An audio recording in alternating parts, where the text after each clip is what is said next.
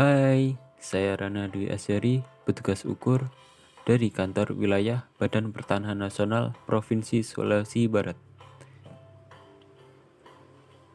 Pada kesempatan ini, saya akan menjelaskan mengenai kedudukan dan peran pegawai negeri sipil dalam Negara Kesatuan Republik Indonesia.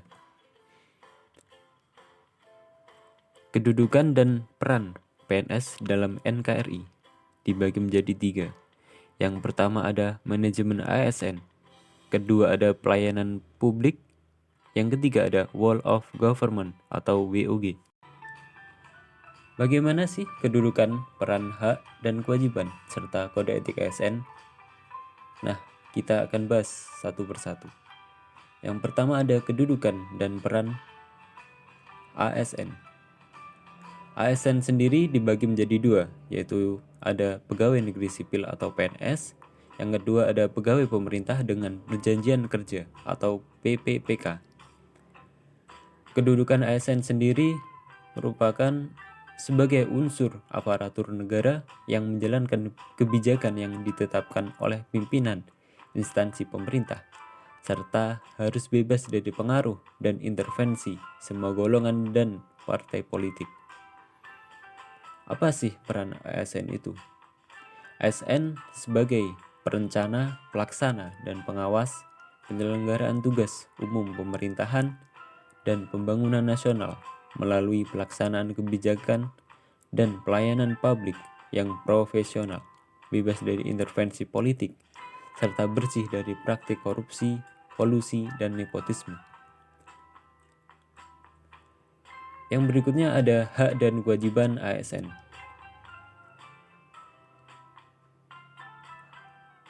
Hak antara PNS dan PPPK berbeda, yaitu hak PNS meliputi gaji, tunjangan, dan fasilitas, cuti, jaminan pensiun dan jaminan hari tua, perlindungan, serta pengembangan kompetensi. Sedangkan hak PPPK yaitu meliputi gaji dan tunjangan, cuti, perlindungan, serta pengembangan kompetensi. Kewajiban ASN sendiri yang pertama ada setia dan taat pada Pancasila, Undang-Undang Dasar 1945, Negara Kesatuan Republik Indonesia, dan pemerintah yang sah. Berikutnya ada menjaga persatuan dan kesatuan bangsa. Yang ketiga ada melaksanakan kebijakan yang dirumuskan pejabat pemerintah yang berwenang. Keempat, menaati ketentuan peraturan perundang-undangan. Kelima, melaksanakan tugas kedinasan dengan penuh pengabdian, kejujuran, kesadaran, dan tanggung jawab. Keenam, menunjukkan integritas dan keteladanan dalam sikap, perilaku, ucapan, dan tindakan kepada setiap orang, baik di dalam maupun di luar kedinasan. Yang ketujuh, ASN harus menyimpan rahasia jabatan dan hanya dapat mengemukakan rahasia jabatan sesuai dengan ketentuan peraturan perundang-undangan. Serta ASN harus bersedia ditempatkan di seluruh wilayah negara Kesatuan Republik Indonesia. Kode etik ASN. Fungsi kode etik ASN yaitu sebagai pedoman panduan birokrasi publik atau aparatur sipil negara dalam menjalankan tugas dan kewenangan agar tindakannya dinilai baik. Yang kedua ada sebagai standar penilaian sifat, perilaku, dan tindakan birokrasi publik atau aparatur sipil negara dalam menjalankan tugas dan kewenangannya. Yang ketiga ada etika birokrasi, penting sebagai panduan norma bagi aparat birokrasi dalam menjalankan tugas pelayanan kepada masyarakat dan menempatkan kepentingan publik di atas kepentingan pribadi, kelompok, dan organisasinya.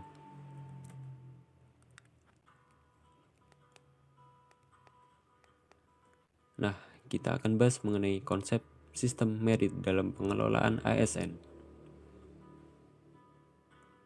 Bagi organisasi, dapat mendukung keberadaan prinsip akuntabilitas yang saat ini menjadi tuntutan dalam sektor publik. Bagi ASN sendiri, dapat menjamin keadilan dan juga menyediakan ruang keterbukaan dalam perjalanan karir seorang pegawai. Sistem merit sendiri memiliki prinsip yaitu keadilan dan kewajaran, objektif, serta berbasis kinerja.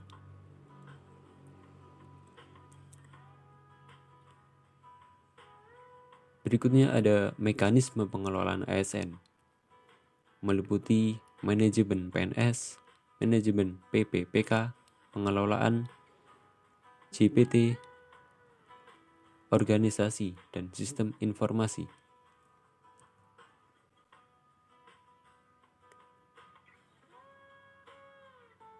Berikutnya ada pelayanan publik yang meliputi konsep dan prinsip pelayanan publik, pola pikir PNS sebagai pelayan publik, praktik etiket pelayanan publik.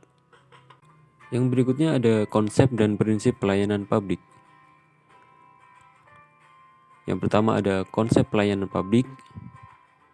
Pelayanan publik adalah kegiatan atau rangkaian kegiatan dalam rangka pemenuhan kebutuhan pelayanan sesuai dengan peraturan perundang-undangan bagi setiap warga negara dan penduduk atas barang, jasa, dan atau pelayanan administratif yang disediakan oleh penyelenggara pelayanan publik.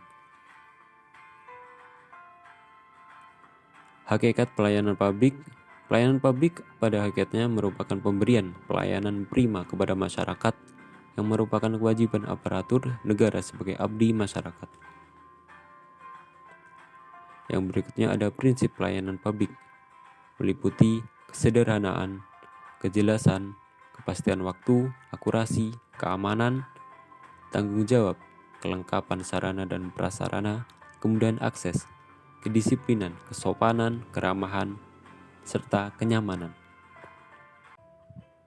Berikutnya adalah pola pikir PNS sebagai pelayan publik. Seorang PNS harus memiliki karakter sebagai berikut. Yang pertama ada dapat melaksanakan tugas dengan terampil, kreatif, dan inovatif.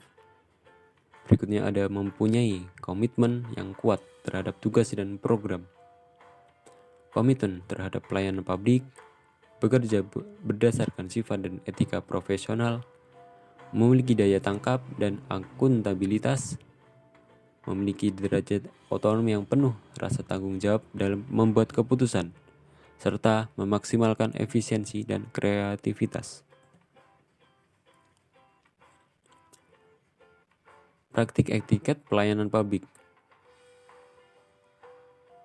yaitu etiket dalam menyampaikan salam dan tegur sapa, etiket bersalaman atau berjabat tangan, etiket bertamu dan menerima tamu, etiket bertelepon, etiket menangani keluhan masyarakat.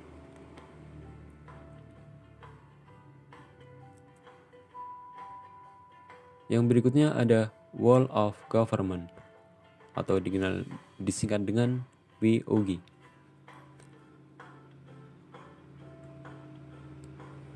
Yang pertama ada konsep WOG.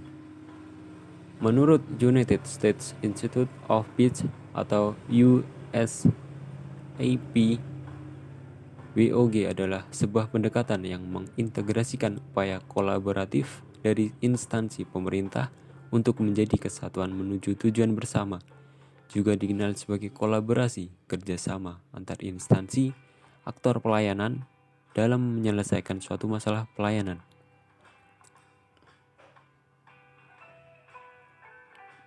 Penerapan WOG dalam pemberian pelayanan yang terintegrasi.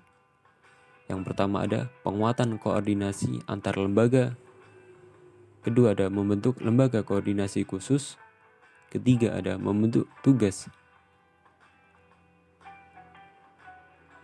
gugus tugas.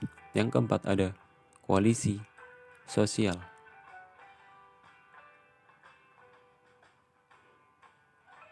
Berikutnya ada best practice penerapan WOG di berbagai negara. Untuk penerapannya harus ada prasyarat, yaitu adanya budaya dan filosofi baru, cara kerja baru dalam hal pembangunan kebijakan, manajemen program, dan atau pelayanan publik. Ketiga, ada akuntabilitas dan insentif. Yang keempat, ada cara baru pengembangan kebijakan, desain program, dan pendekatan pelayanan. Baik praktis penerapan WUG di berbagai negara, misalnya di Inggris, dikenal praktek WUG, yaitu WUG Account, yaitu integrasi sistem laporan keuangan 5.500 organisasi publik. Di Australia juga ada yang dinamakan dengan APSC, Centrelink, COAG, Koalisi Sosial, yaitu mengenai integrasi antar lembaga di semua tingkatan dan mendekatkan pelayanan publik kepada masyarakat. Di Amerika Serikat dikenal ada keamanan nasional atau Integrated Portal, yaitu mengenai fokus pada isu keamanan nasional serta pemanfaatan teknologi informasi dalam menyatukan pemerintahan di semua tingkatan. Di Malaysia sendiri ada One Day Service, One Day Delivery, dan No Wrong Door, yaitu mengenai pemberian layanan yang lebih terintegrasi dan cepat, serta memastikan bahwa setiap keluhan dari masyarakat harus diterima dan direspons segera, walaupun keluhan tersebut ditujukan ke instansi yang berbeda. Implementasi WUG dalam perspektif kebijakan di Indonesia. Dalam rangka mencapai tujuan bernegara sebagaimana dimaksud alinea keempat pembukaan Undang-Undang Dasar 1945, dibentuk lembaga-lembaga negara dengan tugas dan kewenangan masing-masing sesuai ketentuan yang termuat dalam pasal-pasal Undang-Undang Dasar 1945. Berdasarkan penjelasan umum Undang-Undang Nomor 4 Tahun 2014 tentang aparatur sipil negara, dalam rangka mencapai tujuan nasional sebagaimana dimaksud dalam alinea keempat pembukaan Undang-Undang Dasar Negara Republik Indonesia tahun 1945, diperlukan sosok ASN yang profesional, bebas dari intervensi politik, bersih dari praktik korupsi, kolusi, dan nepotisme, serta mampu menyelenggarakan pelayanan publik bagi masyarakat dan mampu menjalankan peran sebagai perekat persatuan dan kesatuan bangsa berdasarkan Pancasila dan Undang-Undang Dasar 1945. Baik, itu tadi penjelasan mengenai manajemen ASN, pelayanan publik, serta Whole of Government atau WUG. Sekian dan terima kasih.